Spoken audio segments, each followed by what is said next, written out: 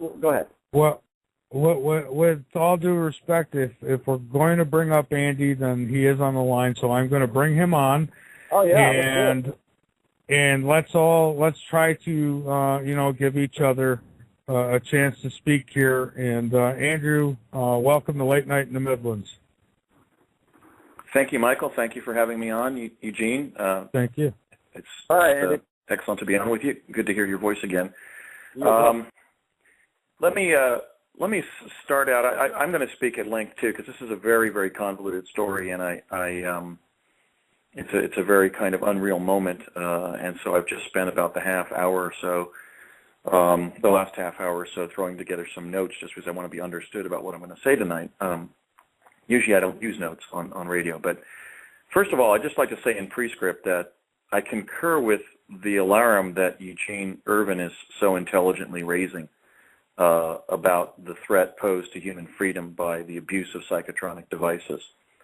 I would note that his testimony tracks what the Finnish public servant, Dr. Rauni Kildi, has been educating the public about mind control for several years. In fact, for over 10 years. So I don't want my comments tonight in any way to be interpreted as opposition to any of the information that Eugene is presenting. This is critical information, and in fact, when he contacted me about a year ago, I was deeply concerned by what he had to report, that he believed he had found psychotronic devices placed on American grammar school campuses after 9/11. Suggesting that a very vulnerable class of citizens was being subjected to mind control. Now, my own work in the mind control area centered in the early 20s in 2001 and 2. I took time out from my fledgling law practice at that point, and I researched about 25 mind control cases.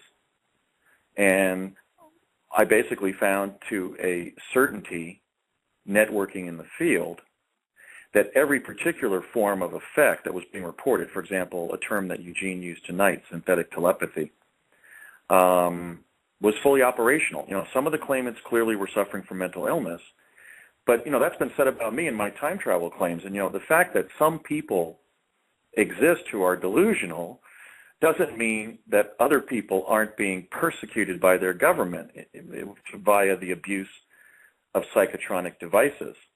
And so ultimately that investigation into those 25 cases, I don't really remember the exact number, it might have been about 23, something like that, led me to conclude that, some people were suffering from forms of paranoia that caused them to believe they were being persecuted, and others were provable as psychotronic attack cases. Let me give you an example.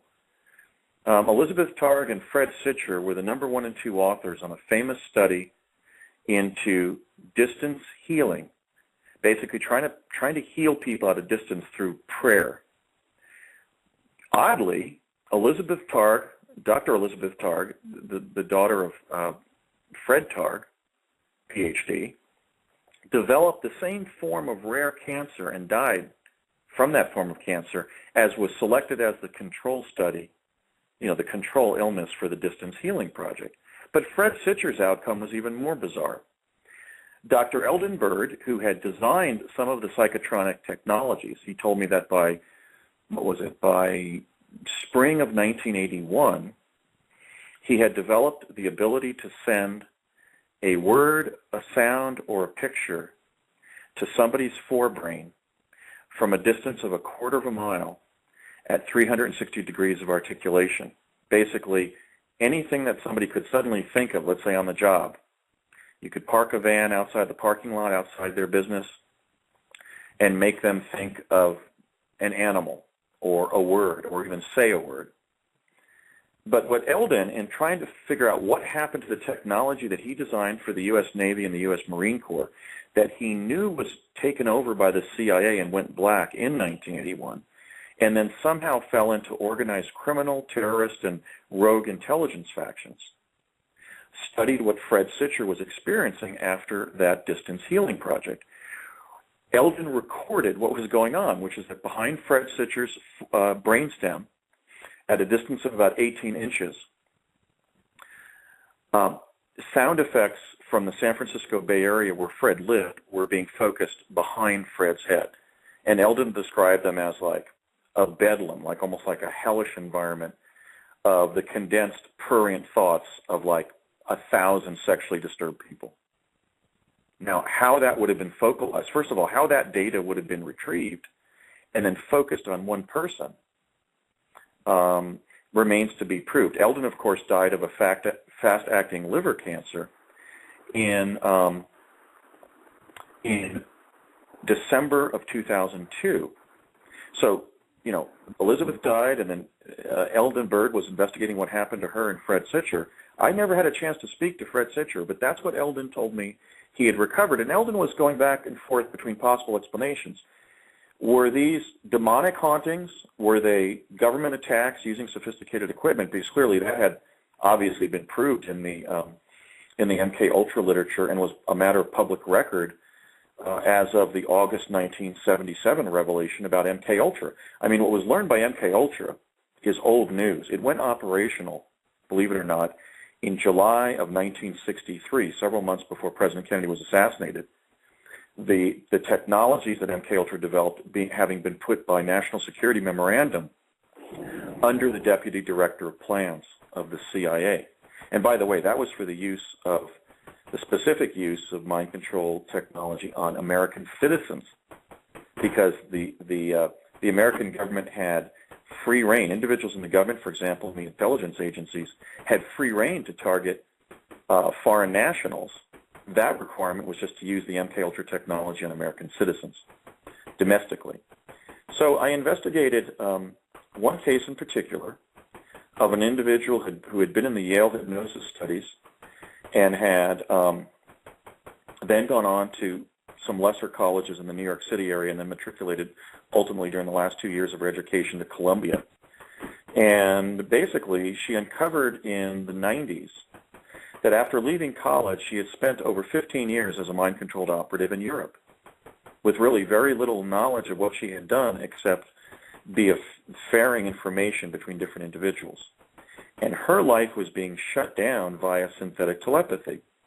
So when I took notes on her case and then consulted Eldon, we were finding the same bizarre symptomology, which is some of the cases seem to be mental illness, some seem to be psychotronic attacks by people in and now outside of the government who had the technology, and some were more like the Vallis case that Philip K. Dick, the science fiction novelist, wrote about, where they were almost like messages that people were receiving from some kind of robotic intelligence from another dimension.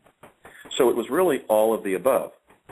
Now, what was interesting when Eugene brought his research to me is he stated that... I just want to interrupt for a second. Is somebody tapping?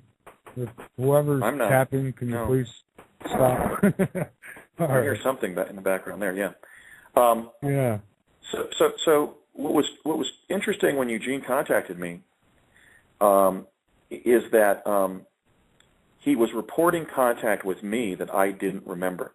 Now, I'm not saying that these contacts didn't occur. Now, Eugene, I don't think you ever gave me your birth year. What year were you born? I was born in 1977, sir.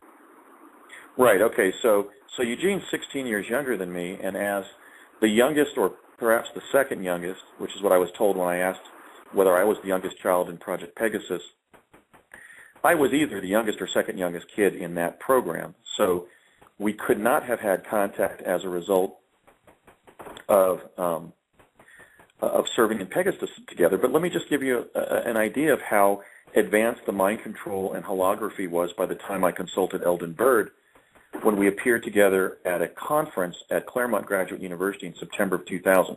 And that's why I presented the case of this CIA operative from Europe who had attended Columbia and basically had 15 missing years of her life. By the way, that paper was suppressed by the conference organizers. So I've earned my props in terms of trying to bring to light greater public understanding about the mind control, the mind control syndrome, and the problem that it presents to human freedom. In other words, my paper about that CIA operative was suppressed by the conference organizers and not published. But basically, what I wanted to say is that I couldn't immediately dismiss what Eugene was saying, in fact, Eugene and I have had sort of like, good periods and negative periods of trying to, consult each other about this very sensitive area, because I was trying to explain to him that I've just been focusing on what I know about time travel and the Mars cover-up, and I had gotten so burned out doing the stuff on mind control in the early 2000s that I really just didn't want to go there. But let me say this. Eugene insists, having been born in 1977, that sometime after he was placed in classified defense-related research in the same way that I was, that he had face-to-face contact with me. Well, let me just share how that could have emerged. At the present, the U.S. government has the ability to literally generate a hologram of a living human being and make it seem as if you are meeting them.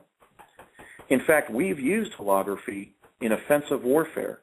I learned from Captain Ernest Garcia, who was the Army CIA security attaché to Project Pegasus, that when American forces invaded Baghdad, what was that, February, March of 2003, we invaded Baghdad and tried to topple Saddam Hussein's regime, not just by bombing it, but by swarming in with 100 tanks and 900 holographic simulations of U.S. tanks. I also learned, going back to the 20s when I was consulting Eldon when he was still alive, that they have the absolute ability to record your voice, digitize it, and place a phone call to anybody as if it is you. They also have the ability to digitize your face and your physiology, your physiognomy and your physiology, your face and your body type, and insert it into any kind of photograph doing anything and make it absolutely not look like it's been photoshopped. In other words, the digitization technology is far beyond what the public was given in Photoshop. So we're really on the horns of a profound dilemma here, and this is why I asked to speak when Eugene was appearing on your show, and that is, how are we going to preserve our freedom if the appearance, the voice, the mannerisms of any one of us can be completely simulated by a potentially tyrannical government? If we don't insist on humane, principled leadership, we're done as a free society. Even if we just have manipulative careerists like we have now, rather than full-on Nazis, we're not safe enough from these technologies, and that's why I wanted to appear. Now, one thing that was interesting that Eugene shared with me is he stated that his father, Eugene Irvin II, was the campaign manager for George H.W. Bush in 1971. Well, I had a very interesting crossing with George H.W. Bush and his son, George W. Bush, in 1971, and that was that, I think I narrated on your show, Michael, which was, that was the year when I met Bush Sr. and Jr., and George W. Bush was crowing about the fact that they had just been told that both of them would serve as president one day. That was the meeting I had with them, in which George W. Bush was going around the La Hacienda restaurant in Old Town Albuquerque, and he was right in my face. And I was a courageous kid, but I was really pretty much not a loud kid. I would sort of hang back and just observe other people's behavior. And he was right in my face. He was about 24, 25 years old, and he said, "Hey, Andy, did you hear? My daddy and I are going to be president."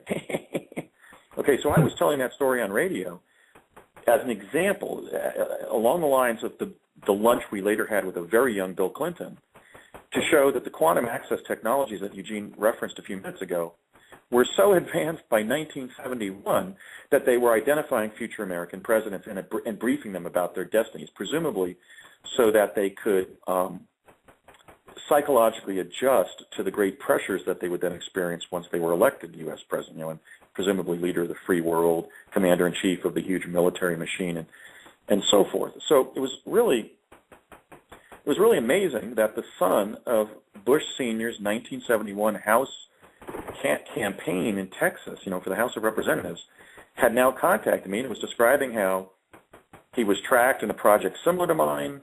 His dad had even more personal contact with the Bush family than my dad did, just as a project engineer on Pegasus.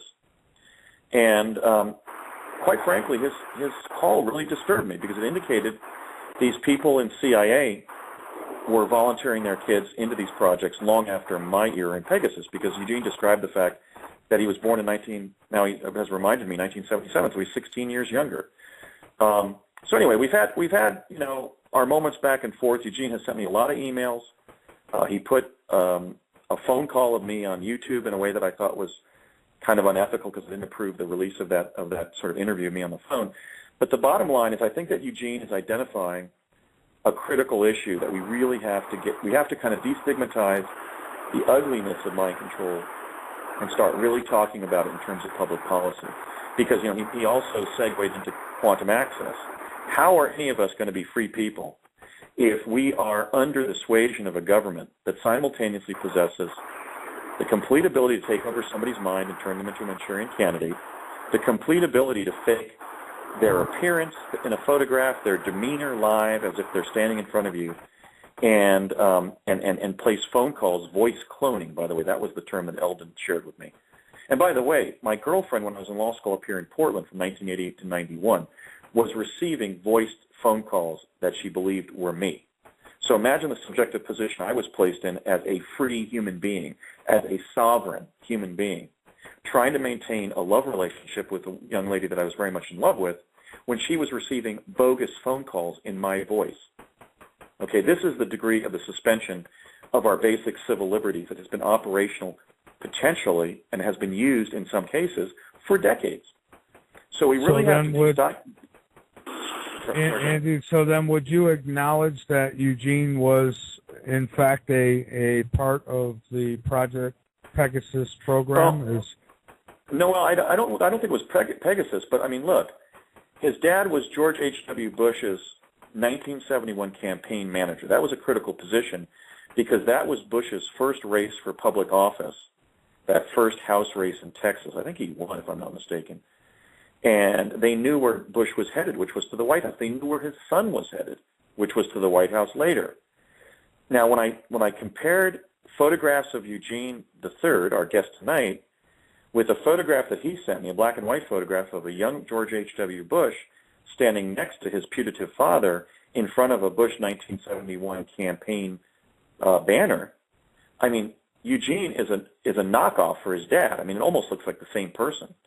So I'm assuming that Eugene is who he says he is, which is a Dallas, Texas resident who is the bona fide son of George H.W. Bush's 1971 campaign manager. And let me say that even though we have had our arguments over the years, or over the last year or so in which we've been communicating, because I really can't tackle the mind control issue right now. I'm barely, able to tackle what I am tackling in terms of the cover-up of time travel and Mars visitation and so forth, and things that are more aligned with the secret space program.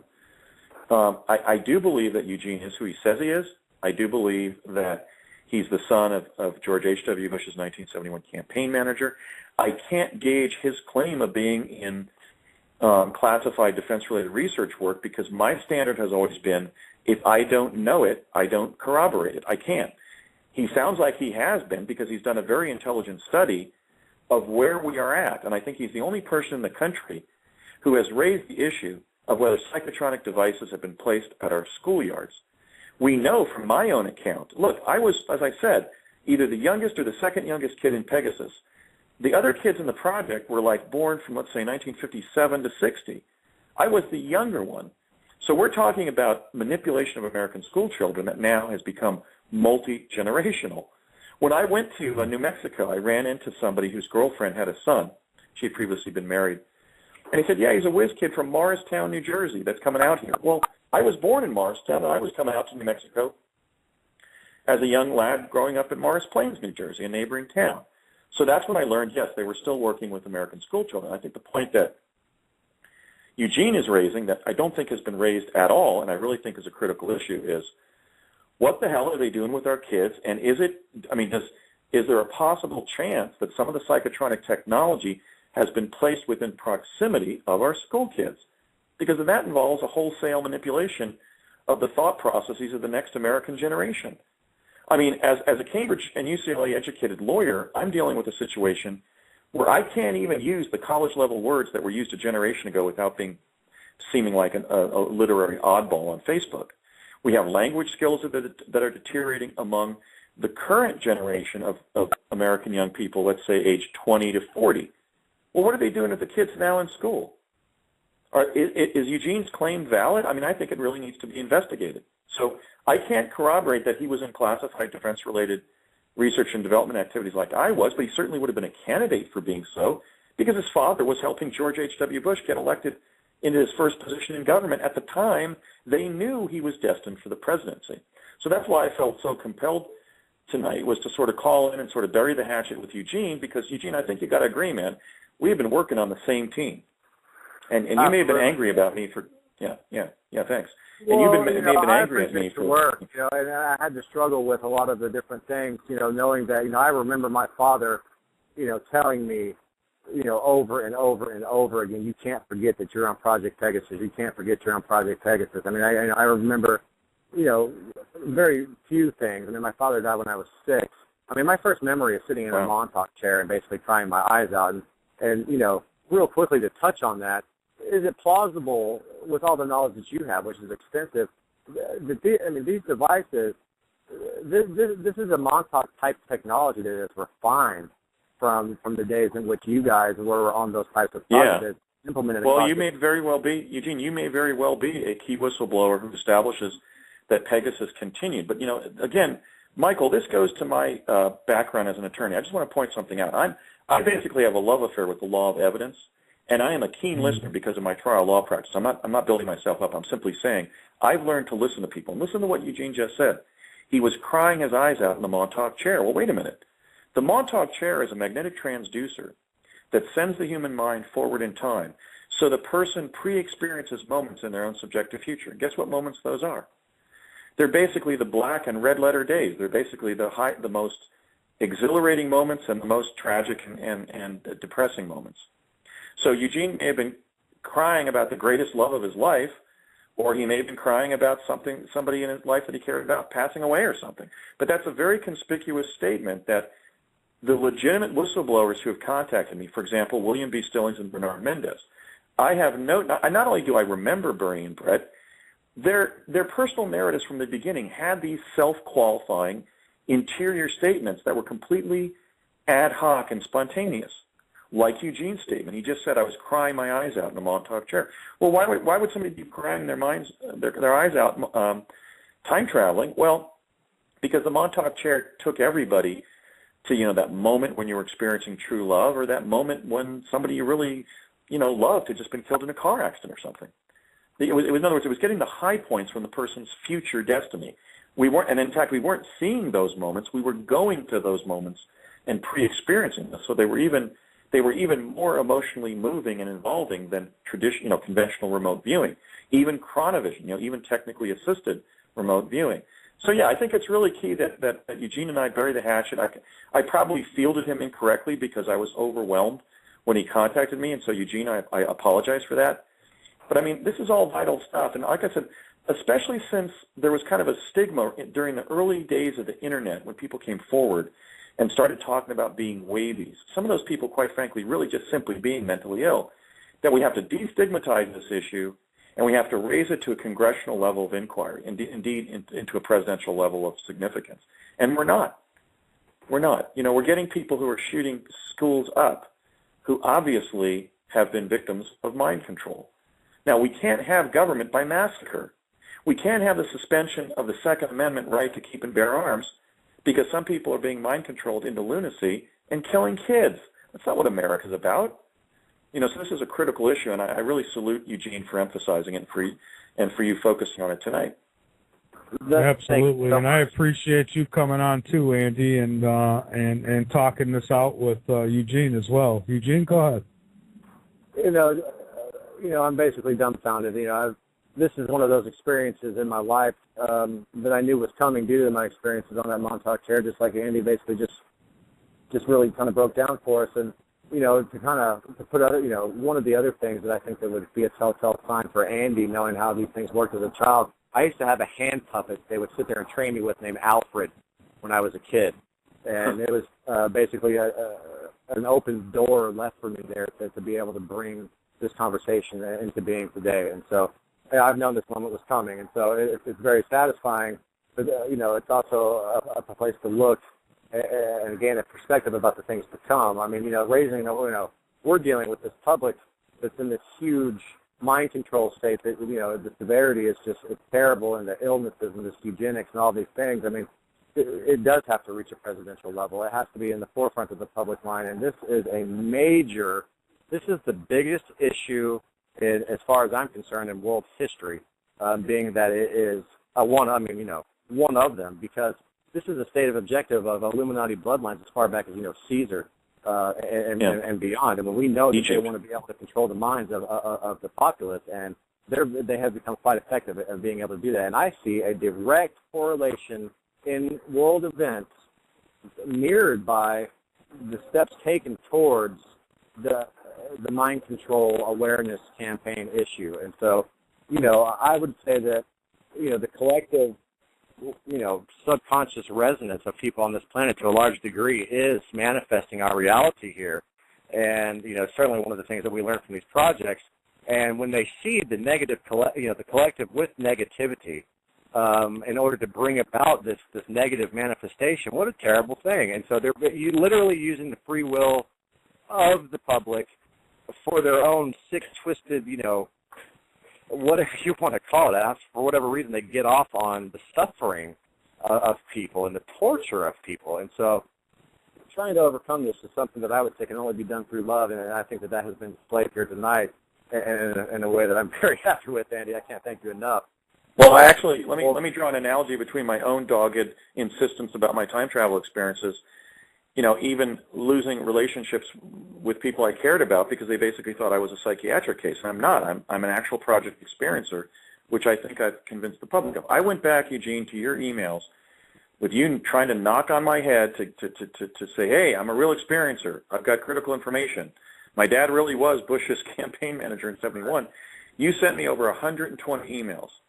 And that's why tonight I also bring in apologies, because I've been so busy that I have difficulty now screening people who just want to be heard from people who want to be heard because they have critical information. And so that's why, I'm extending the peace pipe tonight and sort of apologizing and also, lauding you for continuing to hammer on this issue, including contacting people like me who you thought might be a means to get this information to a wider audience or just be aware of what happened. Because again, this establishes that basically, it's right in the line of my research, and that's why I'm apologizing in the sense that I was ignoring you, because I was missing the fact that your dad was working for a critical operative in basically Richard Nixon's secret team.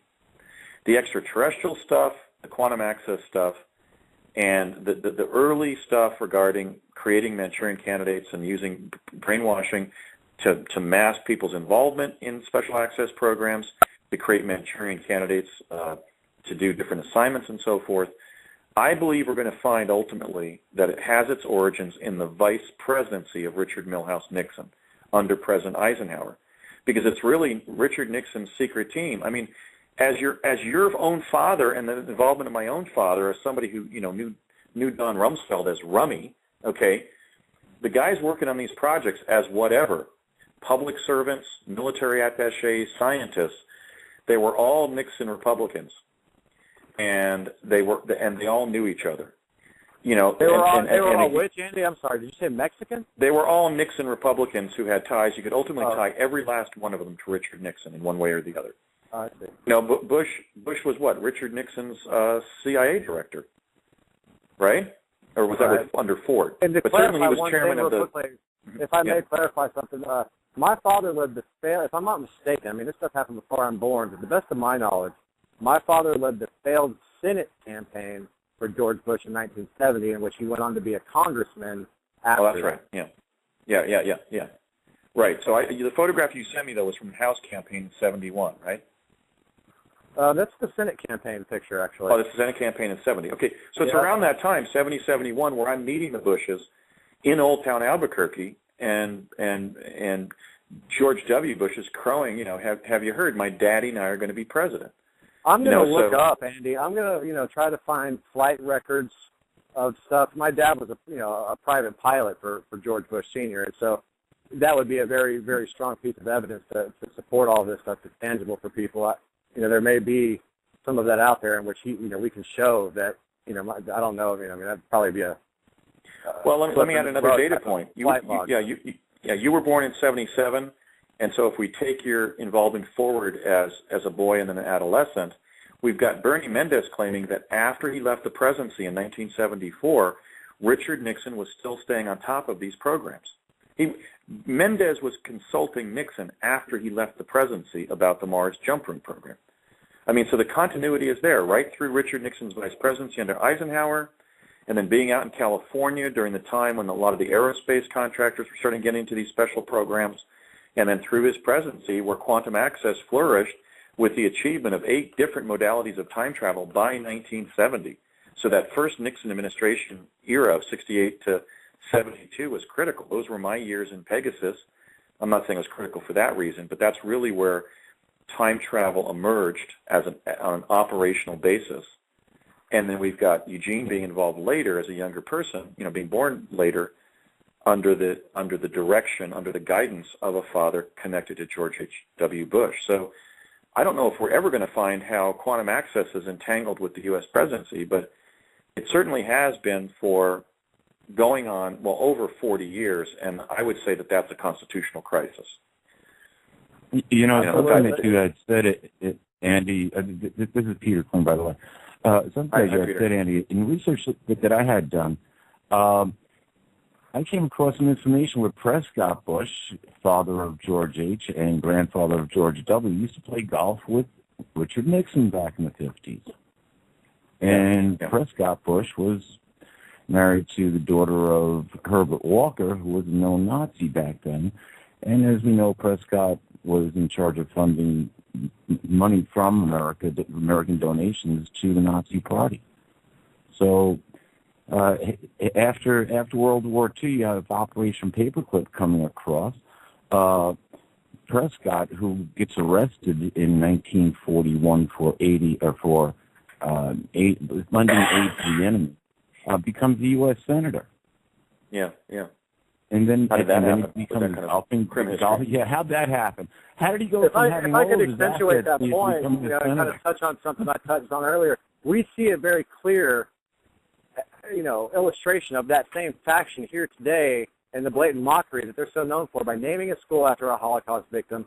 The subliminal, the subjective subliminal environments that were incorporated into these schools, not only in the curriculum and the diet of these children, but also in the architecture, is another hallmark of this campaign that they've launched. And you can go see that there's backwards American flags in which the way that I used to pledge allegiance to the flag goes with the stars on the left-hand side and the stripes going to the right. Okay, I used to pledge allegiance to it with my hand over my heart every day at school, and these are clearly backwards, as they are in the American soldier's uniform, which is another form of this blatant mockery as far as I'm concerned. And if subliminal messaging is something that is a real thing, and it's so powerful that people have a hard time wrapping their mind around it. Oh, it's just a conspiracy theory. What are these other things? And I would just, I try to have compassion on those people. But they have their swastikas in the window panes with backwards American flags at a school named after a Holocaust victim with a microwave tower device on the playground. Okay, so that is paperclip scientists came over here. That is a direct illustration of what we're dealing with here today in this. And I would go on to say further that it is my contention that my father was about to become a priest. According to the history of time travel, who has come out from Andrew Basiago in very excellent display, really. The dawn of the first real human time quantum access technology, the first real discovery there was with Ernetti and Gemelli, the Vatican musicologist. And there seems to be different factions within the Catholic Church. Clearly there are. We know that, at some of these higher levels, they clearly worship Lucifer. I mean, let's face it, they have a telescope named Lucifer. Actually, let me jump in. Yeah, Eugene, let me jump in because my dad and some of these guys certainly weren't Satanists, but I did find some of these occult connections. It's clear that the time travel stuff was in a major way, was under the Roman Catholic faction in CIA. For example, John McCone was a devout Catholic, and he was heading up the program where they were taking the information that they were gathering via these quantum access devices and generating the intelligence reports.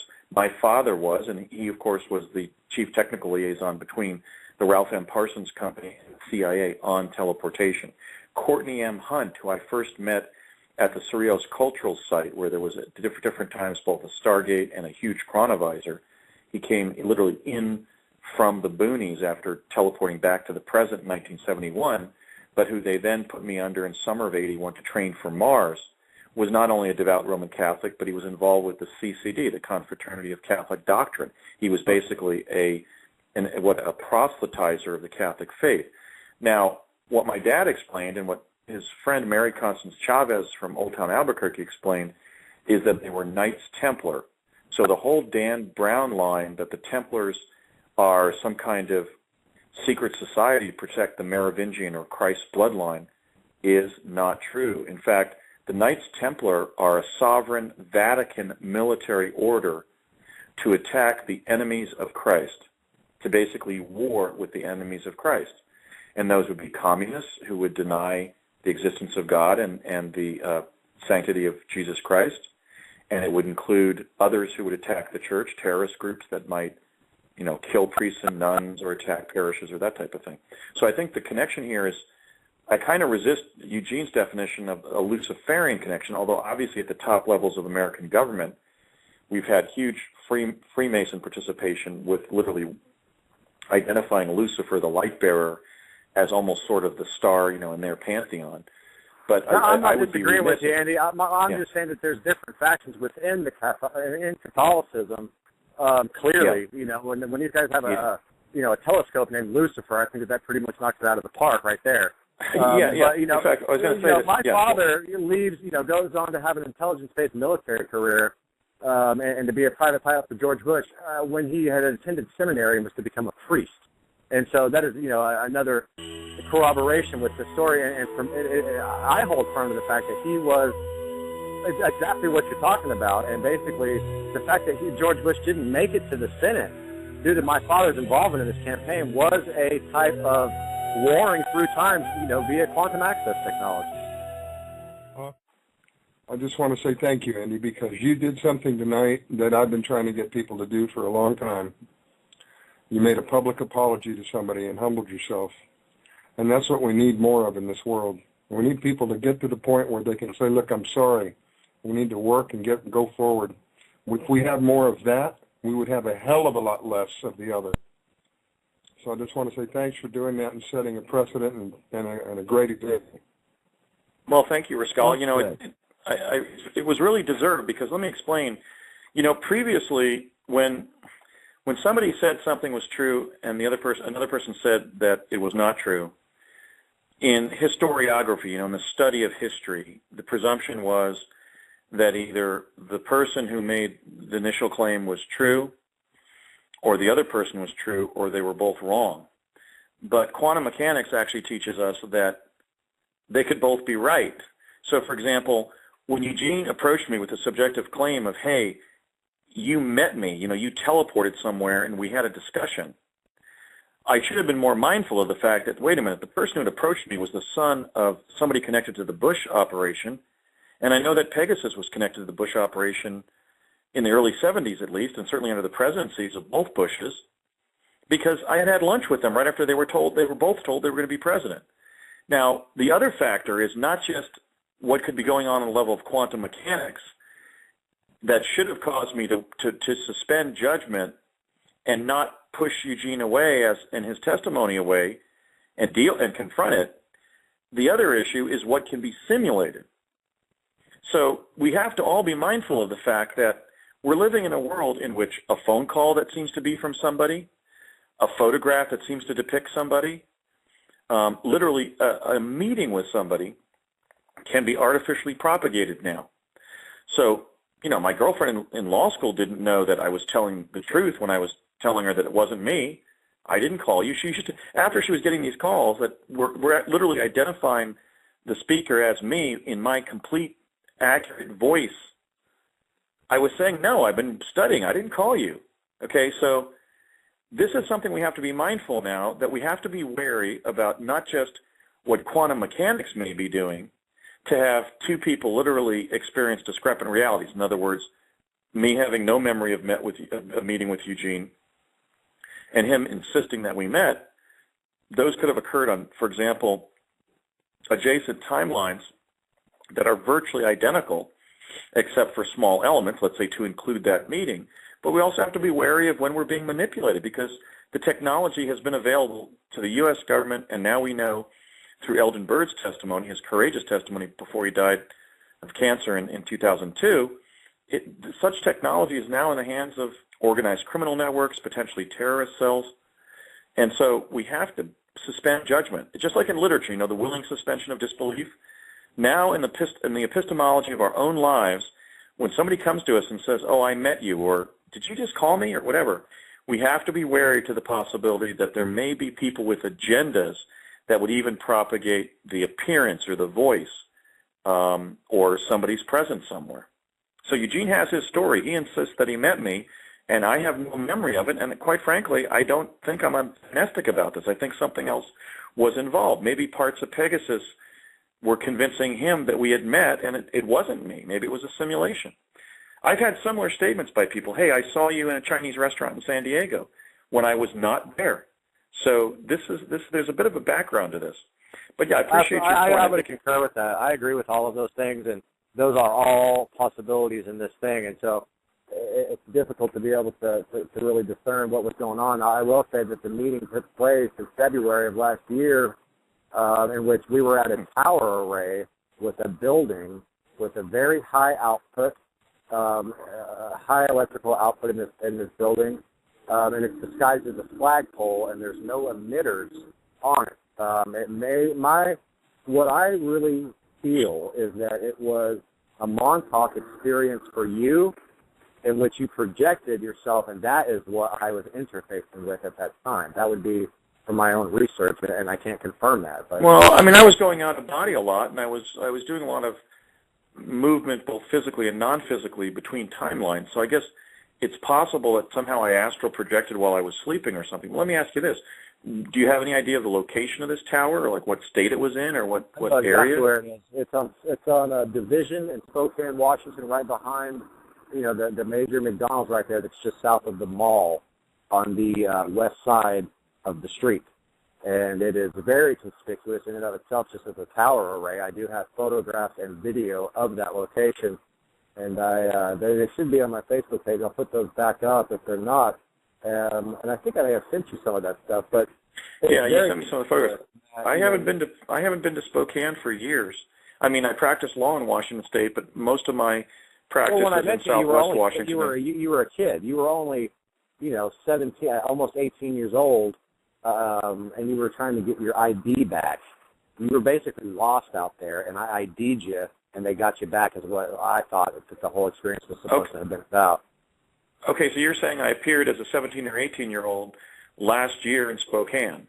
Right. Yes. That's exactly what I said. Yeah, see, 17, 18, I hadn't done anything in Pegasus in 5 or 6 years, and it was in summer of 80 as an 18-year-old going on 19 that I was brought back into government service in the Mars Jump Room program with that training that took place at College of the Siskiyous in Weed, California, and I certainly wasn't on a Washington basis at that point. I got onto a Washington basis upon being sworn in and taking the oath of attorney here in Washington in November of 1996 when I was 35 years old. So the time frame you're citing is kind of conspicuous because it would be consistent with around the time that I was brought into the Mars Jump Room program. Right. So maybe I was... Well, it could have just been a projection of yourself. There's a lot of things there that come into play, but perhaps it was one of those experiences from the chair or some other type of, quantum access technology in which, that meeting was the catalyst for me to, finally call you because, what I know from my research and what I've uncovered about my involvement in these projects is that there are very, very, very firm programs to keep participants from talking with one another and coming to light with one another for many different reasons, not the least of which would be, there's a potential there to alter a timeline and to negate any, intelligence that had been gathered, etc. And so that could, play a role in that. And while I'm thinking about it, Andy, as far as, contingency planning for future events based on the foreknowledge of them, which, is a state of prime directive, really, of Pegasus, is it plausible to you, based on what you've known, that some of the things that we see with, 9/11, for example, the London bombings, the Boston situation, all of these other things, is it possible that there is a contingency planning for future events based on that? Because one of the things that I was involved in was something that you can see thoroughly documented on my Facebook page with videographic and photographic evidence, in which there was a national continuity of communications exercise, quote, which, again, we know that they'll execute an op under the guise of an operation. It's been done time and time and time again. And this is in conjunction with FEMA and major telecom companies, okay? This network was installed in its entirety nationwide March 7th of 2011. And the pictures that I have there in the video is you'll see there's a big vacant parking lot that's adjacent to the Hotel Intercontinental in Addison, Texas. It's just right by the airport. They've been heavily running off out of there. There was a huge laying of fiber optic technology that was all leading to one point on the Dallas North Tollway, which is a hub for a globalist system. They won't even take your cash anymore at this type of system. We'll bill you. We know where you live. We'll take a picture of your license plate. Clearly a globalist agenda, the shipping agenda and all these things that, I like to get into. So what I'm getting at is, 2 days later you have the major earthquake in Japan, the subsequent, tsunami and Fukushima disaster, and to me that is a clear sign of contingency planning for future events based on the foreknowledge of them. How there could have been a coincidence there of just, serendipitous, a series of events just doesn't make any sense to me. Again, this can be thoroughly documented, and I'll repost the AT&T media kit back up to my page for this. Let me respond to that. Sure, please.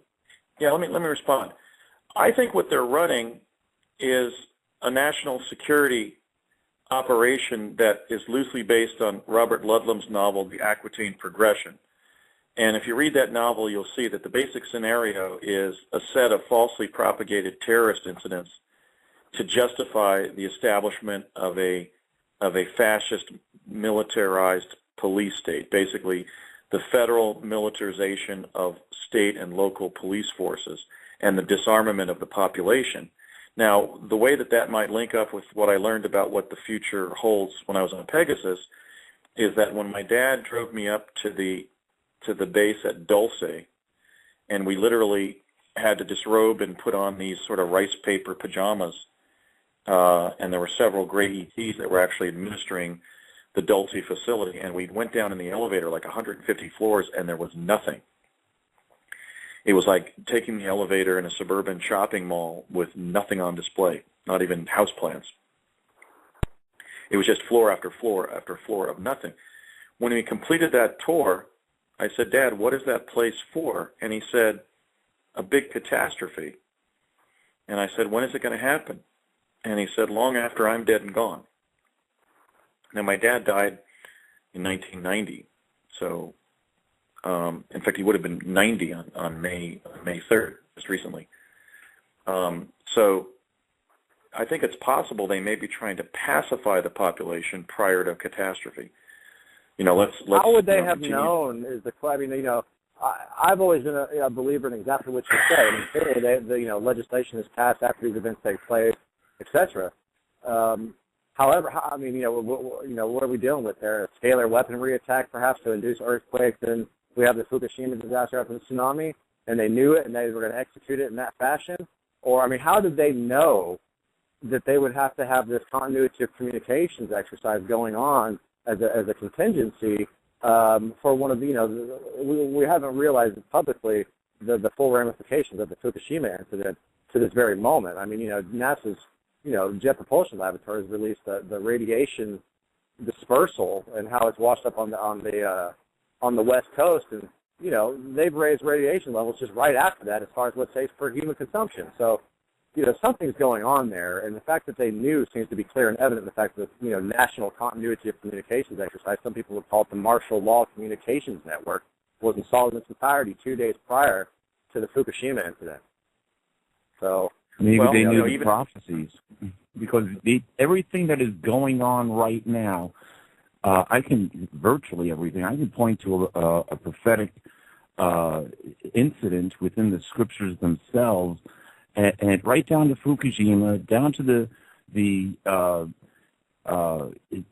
forest fire events that are going on, down to the mobile oil spill I should say the Shell oil spill or the BP oil spill rather, in the Gulf oil, or in the Gulf of Mexico, and the chemtrails. These are all things that interestingly enough, there's two connections. They're all part of biblical prophecy, right in Revelation 8, and they're all things that happened under the Obama administration. Makes you wonder if there's a connection there, but these are things that were written almost 2,000 years ago. And there's a lot more to come. I agree with you wholeheartedly, and if I might, some of my research has led me to kind of expound on that point real quickly. I guess this is the time to do it. And according to Andy, he, on public record, one of the things that they were aware of in the future was, the internet age, 9/11, and some other things. And, we all know that DARPA created the internet. And, real quickly, if I may, as far as, biblical prophecy is concerned, in Revelation chapter 15, there's the 7 angels with the 7 deadly plagues, and there's a group of people that will have victory over the name, the number, and the image of the beast that stands atop a sea of glass mingled with fire. Okay, to me that is a very clear and evident reference to a fiber optic technology.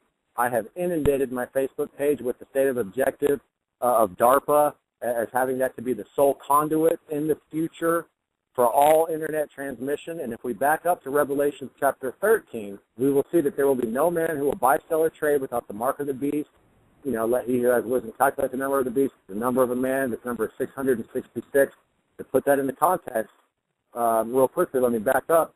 In 1938, there was a device, the first quantifying data collection system on Earth, at least in this epoch, that was solicited to the Nazis by a company called IBM. And this machine, the Hollerith machine, guys, exponentially increased the rate in which the Nazis were able to identify, catalog, and thus decimate the Jews to the tune of over 6 million in very horrific situations. And that current agenda has been refined to the current day. And a subsidiary of IBM, Verichip, already has FDA approval for a very small chip that they want to put into the human body. And let me tell you what mark means in Greek. It actually means two things. The word mark in Greek means to etch or prick into the skin, and a badge of servitude. Okay? Every time we go and swipe a card at the store today, okay, it's validated through a series of, smaller networks that, go to your bank or wherever it may be. It's validated by one network, and that is the World Wide Web. No man shall buy, sell, or trade without the mark of the beast, okay?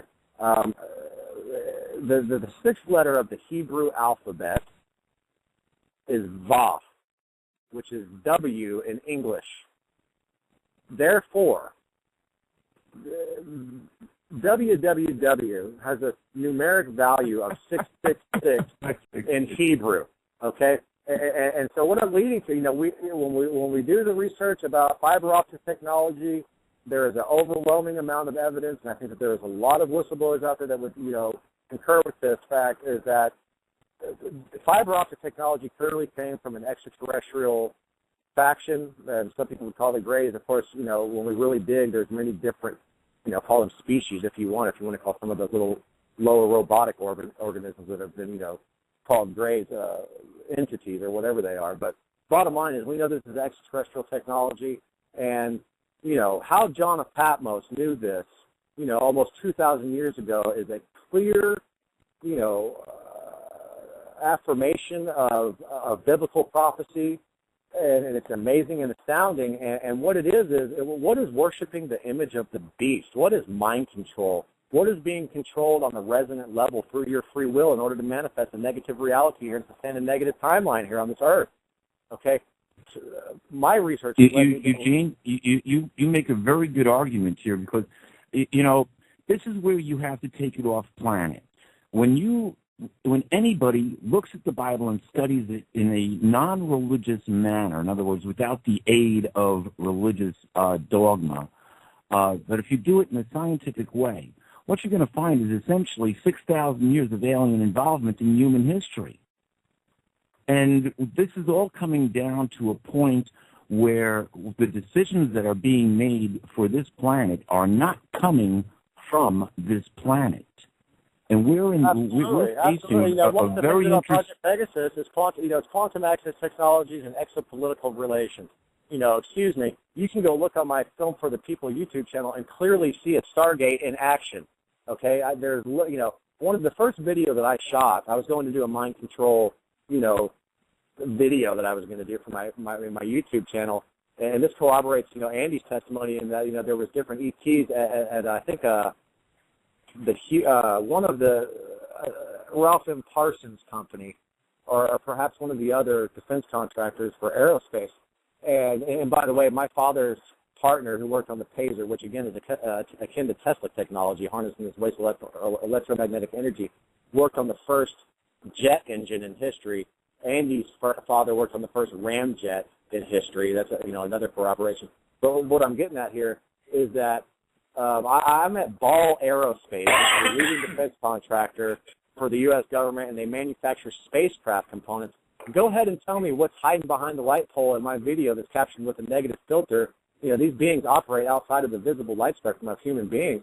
There is clearly an extraterrestrial being. Why it's in the field emitted from a tower array at Ball Aerospace is something that I can leave up to anybody else to do their own research about. It certainly shows that these beings are coming here. There's a sharing of information, all these other things, and I don't have the means to be able to fake this stuff, guys. I don't have the will or the want to do such things, and there is a string of different videos, one of which is an abduction video that's very telling, and they're captured with filters that are able to be able to see these beings, which would appear as what I would call a translucent silhouette, and you can see the outlines of these beings again because they're not able to be seen by us. But these beings clearly exist. They clearly play a role here. I mean, any biblical literalist wants to try to argue that point. Hey, let's take it back to Genesis and say, look, let us go down and make them in our image. It was written. That is the official. Yeah. That is the real Hebrew translation of that text. So that was meticulously handed down through the scribes with such precision that we can see an acknowledgement of the processional cycle from Moses in the Torah, in that it was written in the age of the ram, and the word ram is written 72 times in that book, which is relative to the age of the ram. Let me jump in here and provide a non-eschatological insight, which is in Project Pegasus, we were jumping from the early 70s to 2045 to retrieve microfilm summaries of future events from our perspective in time, namely events falling between the mid-1970s and the mid-2040s.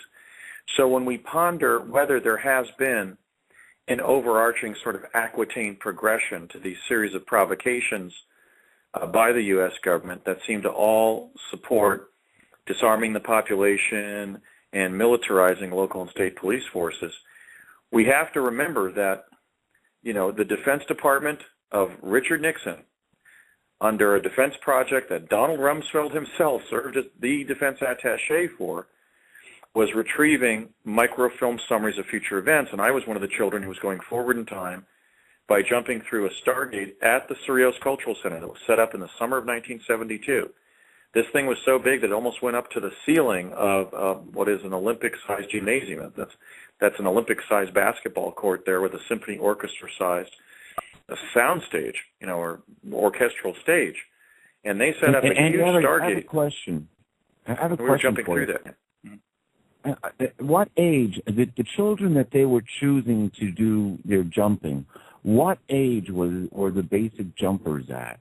Just from your experience. Well, I was 7 to 11, so it was sort of like children born between 1957 and 61 who were jumping by roughly 1968, 69, and then continuing into the early 70s to, like, let's say, end of summer of 72. And then I remember somebody had a heart attack on their way in from work, and the reporting requirements got screwed up, so everybody in the project sort of went off into the woodworks and collapsed the project. This would be around 1974. But we know that the project was reinitiated because when we had that accidental jump to 1991, Sandia was successful in getting us back via teleportation back to 71. So it was still extant in 91. 7 to 11 for you?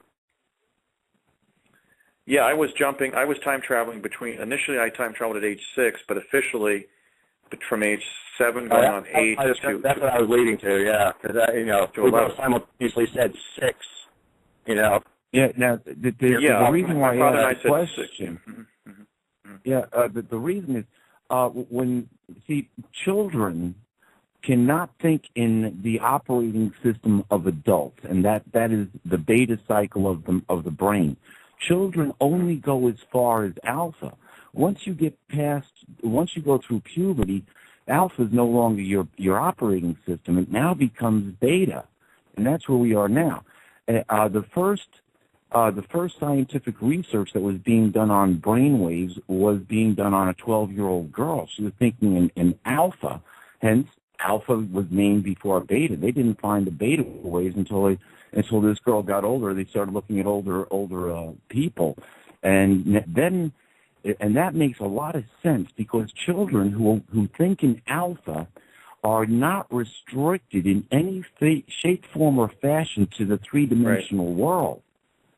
And that gives them, I hear you talking about time travel. It's like, I time travel all the time. Never had to leave my own body. Well, we were physically going in those probes, but my sole point is that, look, if we are in some kind of Aquitaine progression, which is my major premise, it's not just biblical eschatology that would have gotten them there as intelligence analysts in the early 70s or later as they fomented this post 9/11 terror regime to try to disarm us and not have us revolt while they're building 180 FEMA camps around the world, in a lot of them in this country. I'm saying that they had specific information about future events that may have motivated them for them to think that they were doing something responsible by waging this terror campaign against the American people to disarm us and to get us used to the assertion of federal authority in state and local police actions, because that's really what we seem to have been gotten to at this point. In running for president, I'm already raising the point that some of the two-word terms that nobody ever uses in a presidential campaign are police state, police brutality, and prison reform. Those two-word combinations never come up when people are running for president because they really go to the heart of what's occurring in the country. Along those lines, I'd like to say I'm currently in Plano, Texas, and this is a test bed for a type of technology known as Moto Mesh. There's a video that you can go and watch if you Google Moto Mesh, in which, they'll basically say, this is a place, it's home to transnational corporations and all these other things, which just that term in and of itself, transnational corporations, sends out alarm bells in my mind with this globalist agenda. And basically, this is it's a government band of communication that is dispersed throughout the city, including residential neighborhoods. Okay, literally, with the residential neighborhoods. This is a nice city in most parts. This city, with close proximity to Dallas, has a very high crime rate, and we see an influx in suburbs from Dallas coming in to, basically take things, and crime rates would increase in other suburbs.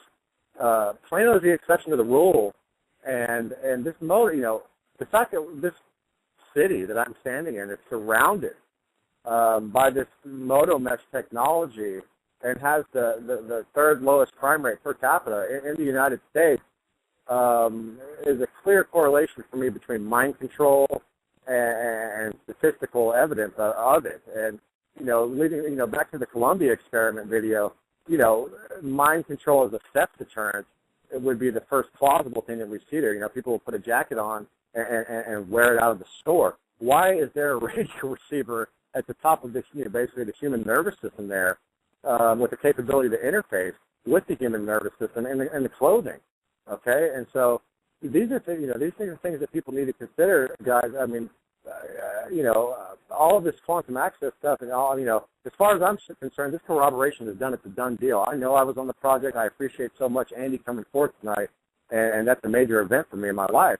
However, the only real bones I have to pick with you about any of this stuff, Andy, is that, I can hold you accountable for 99% of what you have said publicly, okay? Literally, I have a holographic memory, and, I can quote things verbatim forever, from, all my whole life. And the bottom line is, in Terry Cassidy's interview, why is it, sir, that every time the Luciferian or satanic thing comes up in regards to the Catholic Church, you seem to back off from that? It's something that, it bothers me because, clearly there's, I think the evidence is overwhelming to support that claim that there is that faction within there. And so I'm just wondering why you don't go on record saying that is the case. I can't go on record saying that's the case because in my experience, the Roman Catholic faction of the CIA that I was dealing with as a child were not Luciferians. They were basically Knights. They were Knights Templar. I'm not saying you were Knights Templar. I believe that. Yeah, I mean distinguishing. This is a matter of logic. I guess there's just a clarification there. It's a misunderstanding. You weren't saying that those factions don't exist within. No. I mean, in saying that something existed with them. Okay. I was a child participant. I wasn't conscripted. I'm saying that the Catholics that I knew in Project Pegasus were not Satanists or Luciferians or anything. They were basically obsessively devout Catholics who were secretly aligned with a sovereign Vatican military order known as the Knights Templar. And that organization has been obscured, for example, in Dan Brown's The Da Vinci Code, where he says it's something completely different. Every time you say that, man. No, I wholeheartedly agree. Yeah. Is there a Jesuit connection here? There wasn't a Jesuit connection to Pegasus, but when we had our training at the Learning Lab level, where they were putting basically the history of society and the history of science from the year 1450, which is the High Renaissance. That's the time of Galileo, for example. That curriculum was called Galileo, and we were studying that on these photo learning machines called tachistoscopes. They were designed by the Office of Naval Research and then built at the Edison Labs, where my father had worked from 56 to 64. At the bottom of a number of those curricula were, curriculum components, was the initials SIV, which stands for Society Intelligentsia Vaticano. The Vatican Intelligence Service was training the children on Pegasus. So I can only give the data points that I can confirm. It's possible that, let's say, somebody like a John McCone was not just a devout, a deeply devout Catholic and a member of the Knights Templar. He may have been at a higher level of immersion in the most esoteric occult things that the church has ever been accused of. All I can do is abide by the truth principle and say, this is what I know and this is what I don't know.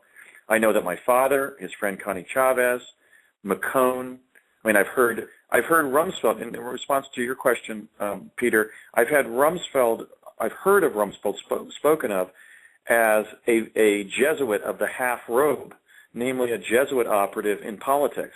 But I can't confirm that. All I know is that they were the adult Americans that I was interacting with, and there was a pretty profound and extensive Catholic Church connection to Project Pegasus. The Vatican had given the U.S. government the chronovisor technology that the Vatican musicologists Ernetti and Gemelli had been developing since the 1940s with Enrico Fermi.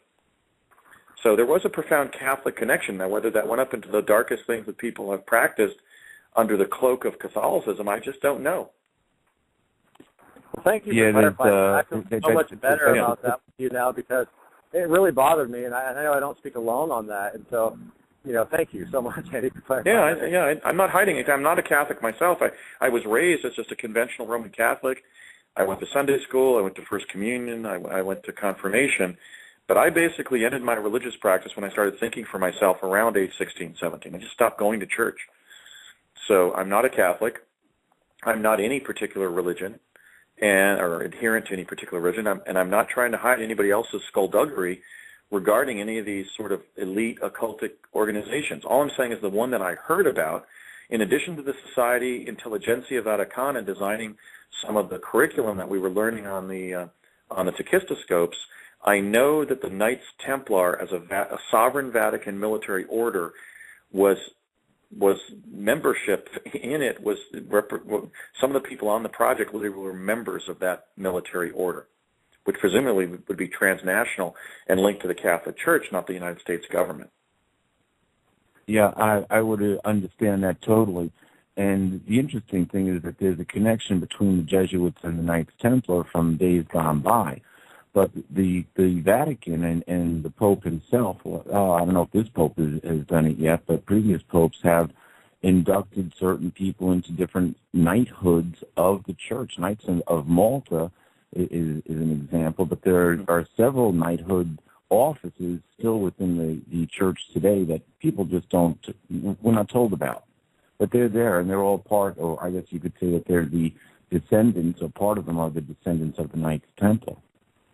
So without a doubt, there's still that Templar connection. Interestingly enough, when you do the research into the Templars, that Templar connection winds up back in the Middle East, and it connects itself to Egypt, of all interesting places, through actual Molech worship. You can connect the dots back to first century Jerusalem, and then connect the dots from there all the way back to Egypt, based on what's recorded in Acts, the 7th chapter, the 42nd and 43rd verse. And this is where the disciple Stephen is standing before the Sanhedrin, and he quotes the prophet Amos, and he accuses the high court of Israel, or Judea at that time, of being Molech worshippers and he ties the connection all the way back to Egypt. He said that this actually came out of he makes the connection to Egypt, and historically it's connected to the Egyptian god Set, who was a homosexual god, oddly enough. Yeah, I thought that Molech really stems from Babylon. Maybe I was incorrect about that, but clearly no, we see well, that it actually does. The child sacrifice is reflected in legislation and all these other things, but Eugene, it actually does go all the way back to Babylon, pre-Babylon days. Interestingly enough, when you trace religion and government all the way back, it brings us to the early Sumerians and the time of Nimrod. The only thing that the scriptures say about Nimrod is that he was a mighty hunter in opposition to Yahweh. But it doesn't go into detail. Then it goes and starts talking about the Tower of Babel. But when you look at the historical account, he was the father of the sons of disobedience. I mean, and this is the first ceremony song that we have in the Olympics this year. Is Nimrod. God cast him down. He is the one that established the kingdom of Babylon and built the Tower of Babel. Well, a lot of this is historical. He's the grandson of Noah, the great-grandson of Noah. One of great-grandson, yes. Great-grandson of Noah. And here's where the story of the Anunnaki come in, oddly enough. And so we're back off planet again. And here, we're back off planet again. And here, ancient Samaria, they had the technology to build this tower with its top into the heavens. When the first century historian Josephus went to visit the ruins of the Tower of Babel at that day, and he reported that it took a man a whole day to carry his brick up to the top and come back down. So think about how high this thing got. Where is the scripture for that? The carrying of the top? Where have you found that? It was actually recorded by the first century historian Josephus. Josephus Flavius. He had traveled to that the Tower of Babel was actually a stargate. I think it's an interesting theory, but explain no real. Well, not exactly. But here's where the story of the Anunnaki comes in. And what's oddly enough, you go back a little further, and it brings us to the story that's recorded in Genesis, where the sons of the true God see that earth women are hot, come to earth, take all these wives that they wanted for themselves. And they give the population at that time advanced technology. Now, this happened approximately 5,125 years ago, which is also the length of the Mayan Long Baktun count calendar. Interestingly enough, one of the things that the visiting sons of God gave the people back at that time was the knowledge on how to read the stars and astronomy and astrology. And this was actually the first thing that was given to the Babylonians, or the ancient Babylonians in the city of Nimrod. And the Mayans say, interestingly enough, that this next Baktun that we're currently in, their feathered serpent god will return. Okay. So here we are, waiting for aliens to come back. Ameritica is, where America comes from. That literally means plumed serpent. I find that very interesting. The only real evidence that I've seen that, has any type of similarity to that in the New Testament would be, wise as a serpent but gentle as a dove. That's the only real serpent bird reference that I see in the New Testament book. Interesting. Interesting. I was thinking about that earlier today. By the way, that's been going on in the world. That's also been transliterated as to be wise to the serpent and gentle as the dove. Not wise as the serpent. Interesting. And different message. When you go back to the account in Genesis where the serpent deceives Eve, one of the curses that are handed out is against the serpent, and it says that you will crawl on your belly in the dust on your belly, and dust will be what you eat. Now, snakes already do that. So what was it about this serpent that would make this such a disgrace? Maybe the serpent flew? Lions say it's got had feathers. I mean, historically, Egypt and India and all over in Hinduism and many different religions, the snakes are a very sacred thing. The Kundalini and the fact that the caduceus is a clear representation of a double helix is a pretty fascinating point. And some people would say that there was a bipedal hominid race here, kind of akin to the normal human, and a reptilian race here that basically fused their DNA together in order to make what we have become today. I don't know how much I believe in that, but it is interesting when we see the reflection of some of the reptilian attributes in a fetus up to a certain point in their gestation period. There seems to be something going on there. There's one thing which is interesting. When you read the creation account of Genesis, there's one thing which has not been done, and that is the prime directive toward Earth has never been carried out. The prime directive toward Earth was interfered with right from the very beginning. And that's the problem that we're facing now. It's not what we're trying to do here on Earth. It's what the, quote, off-Earth entities want us to do, and what the powers of the system of evil, as we would really call it. I mean, come on, what are we talking about? We're talking about some kind of satanic rulers who still go through child sacrifice, who are trying to control we the people in unfair ways. That's one of the things that really pissed me off about HAARP. We got hit with Hurricane Irene, which I know was a HAARP-directed event, and our lights were out for almost a week. And I remember sitting down outside in my chair, beautiful day, it was after the storm, and I'm listening to the birds chirp, and I'm sitting there, it's a nice sunny day, the temperature's just beautiful, and I'm wondering, why am I so pissed off? Why am I so angry? Mind control. And I'm thinking, oh, wait a minute, HAARP. I watched it coming. I watched this thing being steered by HAARP. I knew what was going on. And here I'm sitting on a really pleasant day, and I'm just angry at the world. And the fact that they could do this, and interestingly enough, Andrew, you touched on a really good point with holographic technology. They've already done it. There was a videotape of what appeared to be Mary being shown to, I believe it came out of the Ivory Coast of Africa, being shown to these people. It was Mary in the clouds. And everybody's cheering and jumping up and down. And it's like, well, yeah, once they get this down a little bit better, they can turn around and they can put a holographic picture of Jesus anywhere that they want. And using HAARP, they can turn around and send a message, I'm back. Right. I don't know what manifestation. I don't know what manifestation of me at 17 or 18 years of age that Eugene saw a year ago in Spokane. I really can't explain it. I wasn't time traveling at that time. I was about a year away from being brought into the Mars Project, so maybe it was some kind of astral projection because my psychic potential had been opened up so much in Pegasus that maybe I was doing things operationally at sort of a higher level of existence. That's the only thing I can figure. Because I've had very good contact. I thought very similarly along those lines, Andy. So I think that's on the right track there. It might be something like that. It might be while I was sleeping that I was my astral body was actually doing, because I went through a long period there, and I still do to some extent. This actually, I think, is one of the tort damages that the kids who were in Pegasus should receive compensation for, which is they potentiated our psychic ability, but who says they turned it off? I mean, I've had every manner of psychic event.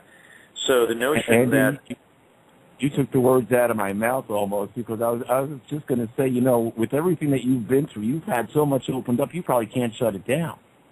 No, I often wake up in the morning exhausted. So what may have happened is at age 17, I went to sleep, astral projected to 2012, and Eugene actually saw me there. I mean, it's entirely possible because they were opening up our ability to do that, and yet they didn't do anything to shut it down. So that's the only thing I can figure, because I've had very little contact with Spokane, even as an attorney practicing up here in Washington. It may have been due to that tower could have somehow interfaced with my consciousness to bring you to it, or the astral bodies can meet out of body in order to get tasks done. Obviously, I firmly believe in that. So something was going on there, clearly, for me. But right, so the bottom line is, we're living in a nonlinear reality now. We have to, a fair appreciation for the opinions of others, as Abraham Lincoln once said regarding something else, requires us to acknowledge that non-ordinary events are happening, and that we can't pigeonhole the people who are bringing those events to us necessarily. It requires a certain level of toleration of the other person's information and their worldview. And I think that's throughout the paranormal. Well, Eugene, Andy, for me, not being acknowledged from you has been something that really made me consider, a multitude of different potential situations in regards to your role and what you play here. And as far as I was concerned, and a prime directive of what I was to do from my experiences was to try to help validate and corroborate this campaign as a truth campaign, and to bring circumstantial and physical evidence to it.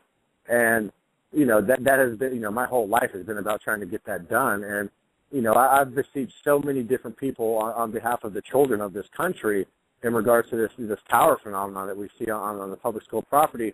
It had been such a frustrating and just, waking up every day that literally realizing how severe this mind control state is really a difficult thing to come to terms with. But, one of the things that I must say is I do believe that you were, if you weren't involved in this project, they schooled you pretty good on what goes on. And I don't believe that to be the case. I believe that you were involved. You were definitely one of the first, if not the first, child teleporter and all these things. And, I believe that. And I would just like to thank you, because you have risked your life, as you said in one of these videos I made, no compensation, no acknowledgement, no anything.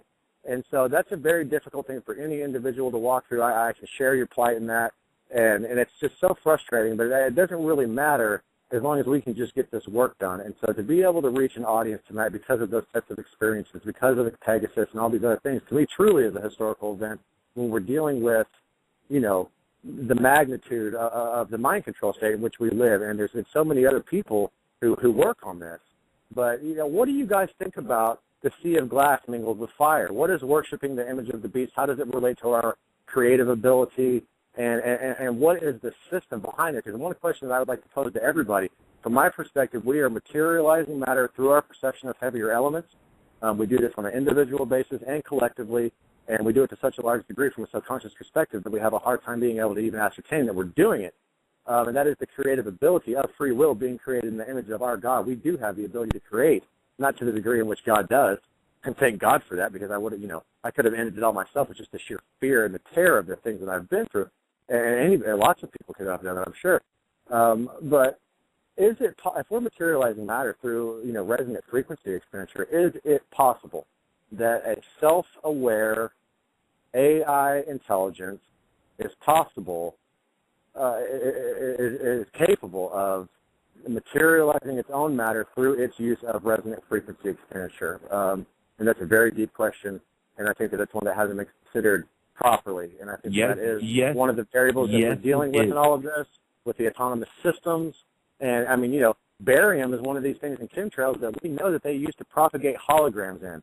I postulate, and I pose to everybody tonight to consider that the human consciousness and the perception therein, in the holographic nature of this reality that we're in, the barium and all these other, propagation mediums for holographic type of things to propagate in, we project that out of ourselves. I mean, everything that we've ever experienced has occurred inside of our head through a series of neural impulses, firing over synaptic gaps and dendrites and axioms and all these things. And so everything occurs inside, and so our perception is basically coming out of us. And the function of the pineal gland, what's the old scripture? It's in Psalms. Lift up ye heads, O ye glorious gates.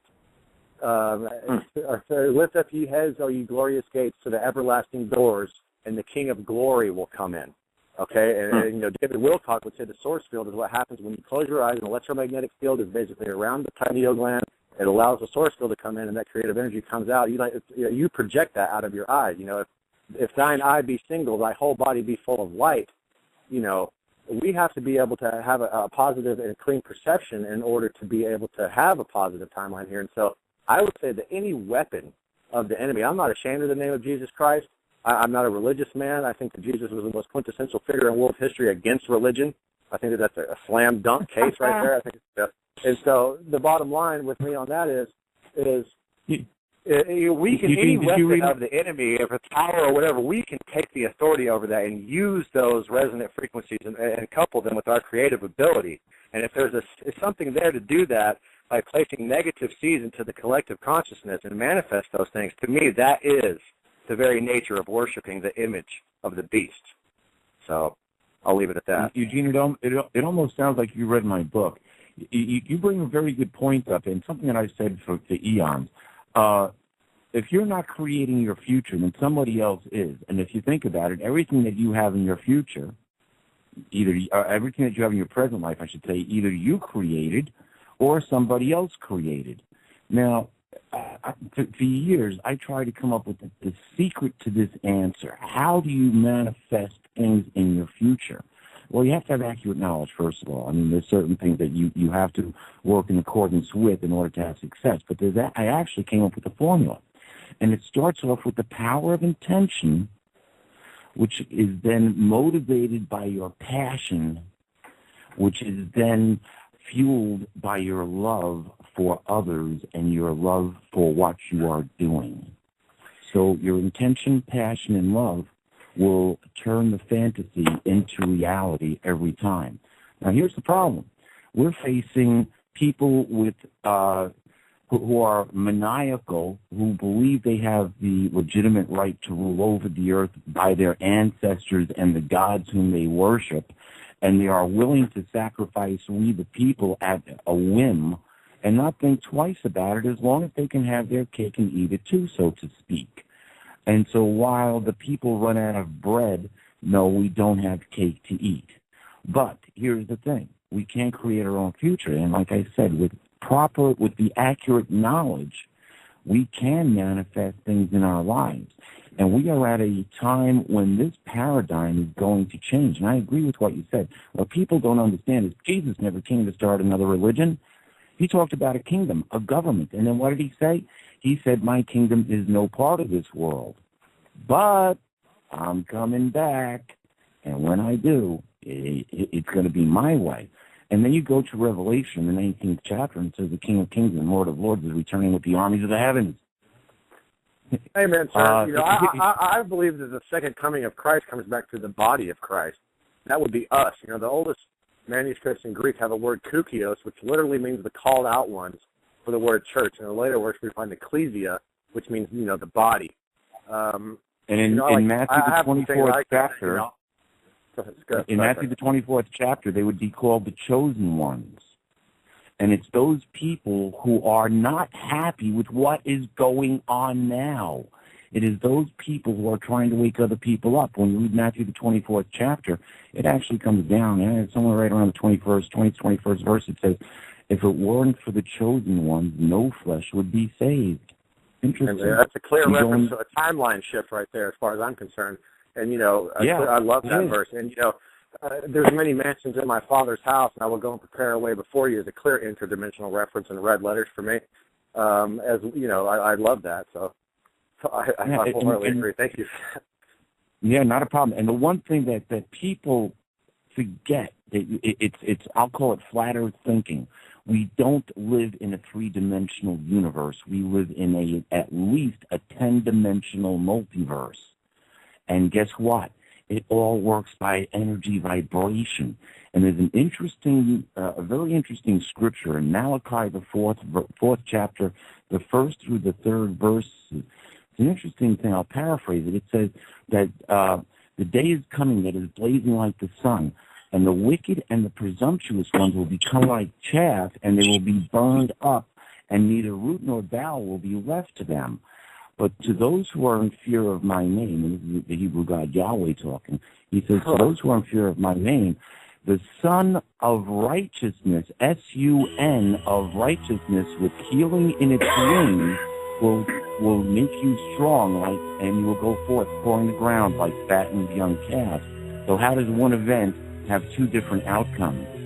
Energy vibration. All right. And Eugene Irvin, Andrew Basiago, we've got Rascola and Peter Kling with us. And it's been a great show, but it's not over yet. We still got, about another 20, 22 minutes to go here. So, I know a lot of you are asking about some questions about different timelines and things like 2045 and all that. And I just want to say that Andrew has been on this show several times, and we have so much in the archives if you just take the time out to go check it out. A lot of that has been answered. So I'd kind of like to stay a little closer to home, and I guess I'd like to know from Andrew what we can expect between 2016 to 2024. Maybe that'd be probably the better time frame to get some information on. Well, I can share with you what I know, and that knowledge is based on what I was told. It's based on things that I saw both when I was in the Montauk chair as a young child, and then in mid-summer of 1971, my dad was taking me, after they determined that I was the principal whistleblower on the project, my dad was taking me up to the Sandia National Labs, and they were calling up scenes from my future, and he was asking me to interpret. And then I had post hoc information. In other words, after I was in the program, when I was being trained for the Mars program, additional information about the future was shared with me conversationally. Essentially, just to kind of give the broad outline, there is going to be a crisis in, I was told. Now, again, in saying this, I don't want to put my testimony at jeopardy because I'm not saying I'm not what's the word? Prognosticating. I mean, I'm not right. Predicting this is going to happen. I'm describing what I was told. So if I was told untruths, then this isn't going to come true. But what I was told is that there's a crisis of public confidence in the U.S. government that foments by 2015. Specifically, there's a scandal that sort of has elements of CIA infiltration of the elected positions in government combined with covert funding. So just to grossly generalize, how heightened becomes the revolutionary ferment that we've already been seeing on the economy and gun control and other issues when, let's say, we find that 300 members of Congress are CIA agents with Swiss bank accounts. That would clearly be a constitutional crisis 1,000 times more disruptive than Watergate. It wouldn't just involve the president being forced to resign. It would involve a wholesale discreditment of the government. What I was told was basically to get ready for 2015 because I was going to play some role in that crisis and first run for president in 2016, which I haven't officially announced, but I'm putting basically two teams in place. The team that will get me on each state ballot as an independent, and then the team that I will govern with, basically my appointees. I learned in my study of federal election law that there's no barrier to naming who you're going to serve with as long as they don't endorse you, because the actual guideline is that future cabinet appointees, anybody, can't be promised a federal job in exchange for endorsement of your candidacy. But you can identify the coalition government that you would patch together, in other words, who you would appoint and who you would serve with, to include your vice president if you're running as an independent outside of the party nominating process, your cabinet officials, your agency directors, etc. I'm going to do that because I think that we're living in such a perilous time that the American people deserve to have essentially the government that's going to be coming into office revealed to them, not just the singular person guessing, for example, who they would ask to be their vice presidential running mate. I'm going to be running a truth campaign. I'm going to be revealing what my government would look like. In other words, who would be serving, and there would be statements by each of them on the campaign website as to what they would be seeking to achieve or to protect the country from in their positions. So there's a crisis around 2015, and essentially, for the first time in American history, essentially a truly an independent government comes into office based on particular people being of high public trust. Now, whether that's Governor Ventura as president and myself as his vice president, as I suggested when we filmed back in October of 2011, maybe it is. I don't have all of the answers, but all I know is that when I asked Courtney Hunt of the CIA, do I reach the presidency, the first time I asked him, as my father had stated when we were in training for the Jump Room program in summer of '80, when Barack Obama, one of our co-trainees, was also identified by his mother and by William Stillings' father, Tom Stillings, as a future president. When I went back and tried to corroborate it with somebody else I knew that had a career with the CIA, the first time I approached Courtney Hunt about it, he said, yes, but I don't know how you get there. In other words, yes, you're going to be president at some point, but I don't know how you get there. The second time, when I doubled back and asked the same question, he said, no, but you're on the scene. And then the third time he said, have you been briefed on 2015? And he went into a discussion of this crisis fomenting by 2015. So I'm running in 2016 with an intent to win. I'm certainly not saying that because it was presaged by people who had access to classified information that it has to come true. But I am running.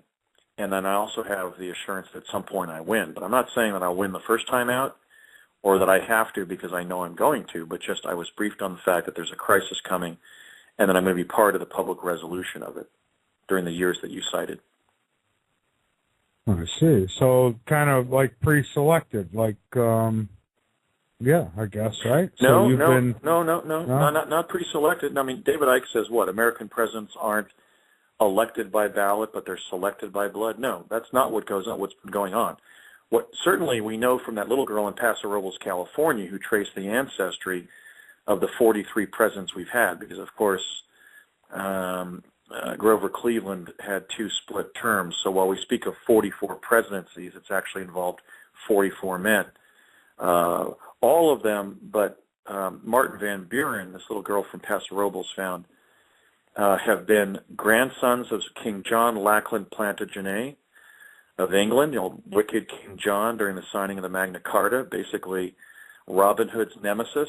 I think that's an interesting formulation. And they have been cousins of each other. So I don't believe I have any ancestry from that British bloodline. I may have some Northern European ancestry through my German bloodline on my mother's side goes up into Denmark and into the Grand Duchy of Oldenburg. So if some of King John Lackland's Plantagenet's progeny married into the Danish crown, then maybe I have some of that blood. But right now it looks like I don't.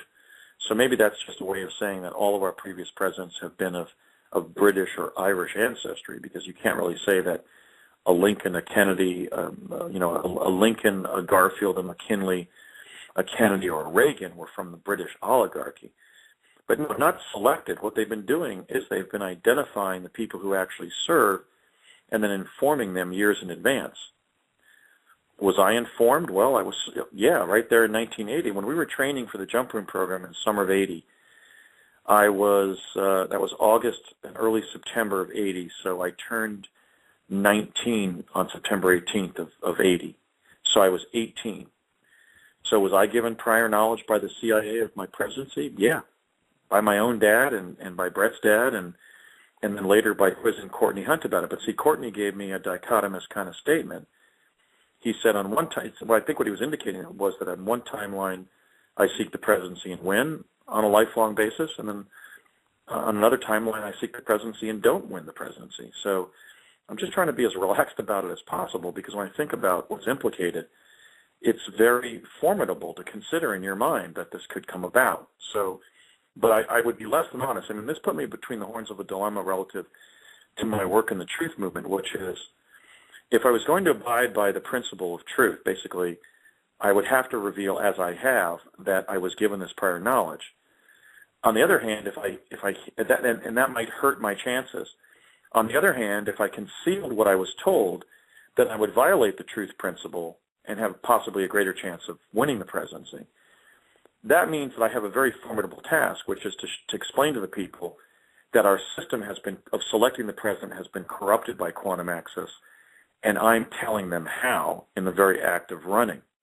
In other words, I'm going to be the person to run and reveal the truth of what's been going on since the early 70s, which is, as was indicated by those lunches with the Bushes and with Mr. Clinton in New Mexico, they've been apprising future presidents of their presidencies, not after selecting them, but after identifying them in the future as future presidents and briefing them so they can deal with it.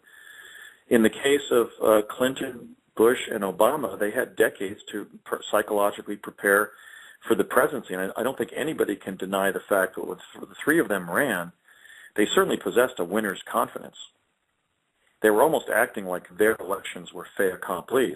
But no, I don't buy the David Icke line that because it's been an oligarchical collective where a certain elite British bloodline has been dominant, that our presidents have been selected rather than elected. They certainly have been elected sometimes under dubious circumstances. For example, it's likely that Albert Gore and John Kerry actually won the presidencies that were credited to George W. Bush, and they chose to fall on their swords and not foment a civil war, perhaps, by failing to concede. What I'm going to do when I run as an independent in 2016 is I'm going to ask everybody who votes for me to send me a postcard that they voted for me. And if using standard statistical practice we find that those postcards indicate that I won the presidency but was cheated of it, in, for example, a black box voting type scandal, I will refuse to concede. Yeah, I'll refuse to concede, and then if I don't have a recount, I'll then call for a general strike. And if in fact the statistics indicate that I won the election, I will go with my supporters to Washington to disrupt the swearing-in ceremony, if we see the kind of thing that we saw in 2000 and 2004. I'm also going to call for the return of the paper ballot, because paper can't be cheated unless there's wholesale ballot stuffing with paper ballots.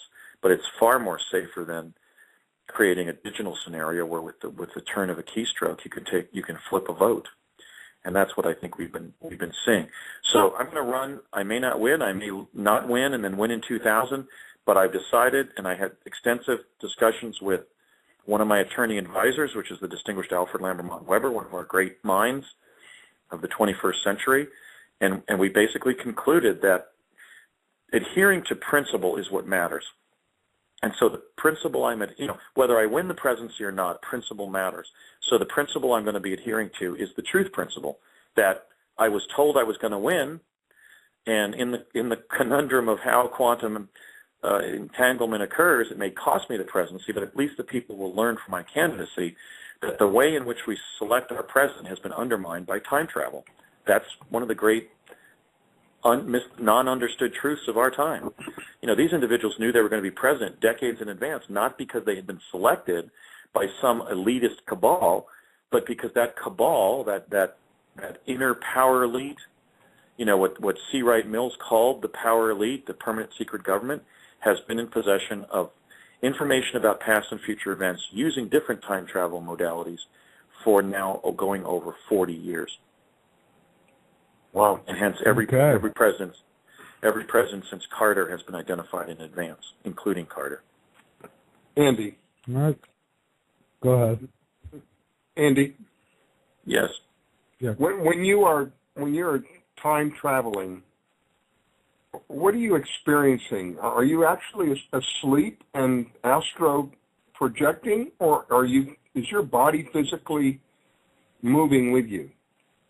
Well, there were 8 forms of time travel that I was exposed to. They went everything from conventional remote viewing into 4 times of physical time travel. So my answer is all of the above. We were being shown ways or being prompted to have our mind move forward in time, for example, or to a nonlinear location in real time, or to have an astral experience out of body.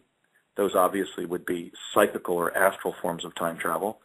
We were involved in this technology called chronovision that had both physical and virtual aspects to where we were usually visiting a place just in a virtual way, but if we spent enough time there in the hologram, a density effect would occur, and we were there physically and had to be extracted.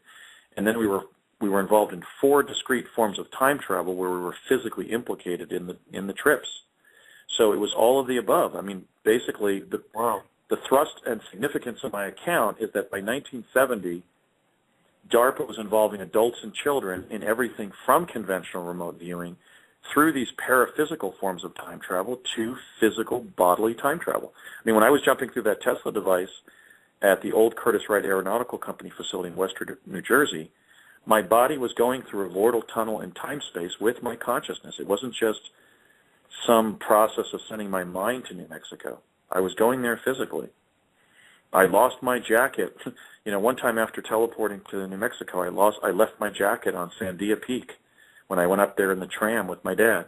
I was physically there. I was hungry at times. I was cold at times. I was wet at times from the rain. Wow. You know, I was sleeping deeply, sleeping with insomnia. I mean, I was so consternated about that summer we spent, the first summer we spent of 73 in that rental house in White Rock, New Mexico, that Jesse Ventura took me to on his show on True TV, that I was actually churning my legs in place as I was falling asleep, dreaming about running back to the 2,000 miles back to New Jersey. So, you know, when you get restless leg syndrome as a kid from New Jersey who's homesick in New Mexico one summer, concerned that his mother and siblings are going to note his absence, which wasn't going to happen, you know, you're there physically. Wow. Let me ask you about Jesse, because you've mentioned Jesse a couple of times. How well do you know him? I worked with him that day, and I got to know him fairly well. I think he's a man of high character and substantial courage. Since he said he's running, if his supporters will raise the support for him, in other words, get him on the different state ballots, my concern about Governor Ventura is I think he's just a swell guy, but I don't think he has the intellectual development to be president. I know that's really cruel, but I think that's the bottom line. You know, here's a guy who he's basically a very courageous human being. He was a naval, you know, an underwater demolitions expert for the U.S. Navy. That meant on any particular mission he was on, he could have been blown to smithereens and just become fish food. Sure. You know, he's a man's man. I mean, Jesse's a big guy. He has a heart of gold. When we shook hands after filming together in October of 2011, I concluded he was probably the most charismatic person I'd ever met. You know, it was like shaking FDR's hand. He's got that glow of greatness about him. And he's larger than life. I just want to mention one thing, and I believe that Jesse has more than enough intelligence to be president of the United States, and I only have to point back to George W. to prove my point. It all depends on who you surround yourself with. Yeah. Jimmy Carter proved that. He surrounded himself with a bunch of idiots, a good old boy, all his good old boy friends back from Georgia, and we had the worst inflation ever since the depression of 1928-29. So we have about 21% inflation or something like that. Oh, the percentage rate was up to 21%. Well, I'm just saying that if I was to select president, if I was to be able to appoint the president, I wouldn't appoint him because I'm not convinced of his erudition. He certainly has a lot of native intelligence, but I'm not convinced that he's an erudite, educated person. And I think in a complex world, it's beneficial to have somebody, let's say, with the education and the intelligence, not of a George W. Bush, but let's say of a William Jefferson Clinton or a Barack H. Obama. I'm just concerned that Jesse, he's a populist. He was a very popular governor in Minnesota. He has experience that I don't have, basically being a chief executive of a political entity. So I wouldn't take anything away from him. He may very well be our next president. So I don't want to disparage the man. He's a very fine human being. I'm just saying that. I think a ticket with the two of y'all would be most interesting. The reason why I'm bringing all of this up, there's a reason why I'm bringing this up, Andy, and the reason is I saw him on, I don't know, I don't really watch it, but it was a wrestling thing very recently, and he had a jacket on, and on the back of that jacket was an Illuminati sign. I see. And that bothers me. Well, he did a very loud, dramatic wrestling kind of demonstration actually, after he sued the TSA, I also thought his public press conference after the TSA lawsuit in which he denounced the country and stated he was moving to Mexico raises issues of sort of his patriotic demeanor. I don't know. I mean, if you're stating, you know, at one point because you lost a lawsuit that you're denouncing the country and you're leaving it for Mexico, and then 6 months later you're saying, yes, you're amenable to running for president if your supporters will raise the effort, I think that raises issues of mental and emotional stability and fixity of purpose and also of patriotism. I mean, look at my situation. I gave the U.S. government 8 years of my life, and I haven't seen anything but the notoriety that I've fomented telling the tale. I received nothing, as I was irate about on Eugene's tape of me on YouTube. No salary, no GI benefits, no medical monitoring. And I still believe in my country and its ultimate potential, so I would never denounce the country just as a result of losing a legal case. That happens to people every day. We have an adversarial system of justice, so I was concerned about that performance because he seemed to fly off the cuff after losing a legal battle, and there'll be dozens of legal battles if he becomes our chief executive. So, but I still think Jesse's a great guy, and I would feel comfortable living in America where he was our president. So I don't mean to disparage him. Recently I ran into his son Tyrell in Los Angeles, and we had a nice chat. So they're nice people, and you know, he raised a fine son in Tyrell, and I met his wife. She's a very gracious lady. So I would feel comfortable actually running as his vice presidential selection. I'm just saying that in a perfect world, I don't think I would select him as our president. I think I would select somebody like, honestly, and this may reveal some of my liberal bias, if I wasn't running, I would select somebody like Senator Gary Hart or Senator Tim Wirth of Colorado. I think they would both make fine presidents. I think Gary Hart was kind of cheated in American politics with that sex scandal, but he was from my sources in Colorado, he was known as an unusually brilliant individual in politics, even in his 20s. So I think we've cheated ourselves with some of our better candidates over the years. Adlai Stevenson would have made a great president. Mm-hmm. Gentlemen, we're getting down on time here. I do want to say, Eugene, if you would like to return tomorrow night to talk more about the mind control on World Watchers, we will be more than happy to have you back. Thank you so much. I literally can't wait. That's a pet peeve of mine. Yeah, that is definitely a pet peeve of mine. Mike? So. You know, what an epic show here tonight, gentlemen. Just on behalf of myself, my family, and just all my world life experiences and my friends, and hopefully the future of this country, I would like to thank all of you. And I think this has been a beautiful display of compassion, forgiveness, and a real willingness to try to make things understood and to reach a consensus. And I think that we've made a real landmark. Just come leaps and bounds. I'm speechless. So I can't thank you enough, Andy. Thank you. I've always been a huge admirer of your work. It takes so much courage, tenacity, and just sheer, drive to do what you've done. Few people understand that in you, and I know that it's difficult sometimes. It's hard to relate to people when you've been through these types of experiences, and so I commend you for what you're doing. I think it's interesting that you're running for as an independent candidate now. But what do you see as far as the disclosure of teleportation coming about, and what do you plan on trying to expedite that? I'm going to run partly on that. We clearly do not have a truth president, Barack Obama. I mean, he won't even acknowledge his own involvement in the secret space program. So I'm going to be the truth candidate, and I'm going to state that in areas that don't create a clear and present danger or violate individual privacy unfairly or unnecessarily, I'm going to be the disclosure candidate to run a truth administration.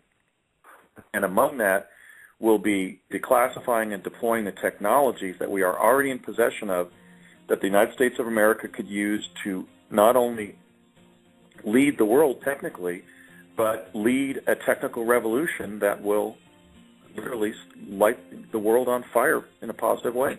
It would change the world, sir, literally. I mean, there's, potential ramifications financially and on the economy. You take all these truckers off the street. That's, that has, there's going to have to be a way of, bringing these things in. It's hard to know what to do with free energy or teleportation, all these things, because our whole infrastructure, is a tragedy. We're basically, falling further into it every second. So, well, by 2045, teleportation is ubiquitous. So that's the goal we have to work towards. We can just go to the teleport across the room to get downtown, rather than strap 4,000 pounds of metal around your waist and hopping into your car and going that way, and polluting the environment, possibly getting killed, killing animals, possibly hitting a human being. So yes, I'm clearly going to push for teleportation as president if the American people give me the cosmic privilege of serving as their president. Well, maybe if we can stop being away from this mind control, we'll have a real chance of letting people see this as a viable technology, huh? Absolutely. Yes, absolutely. Hey, Andrew, I want to thank you so much for coming on tonight, too. I appreciate it wholeheartedly. Thank you.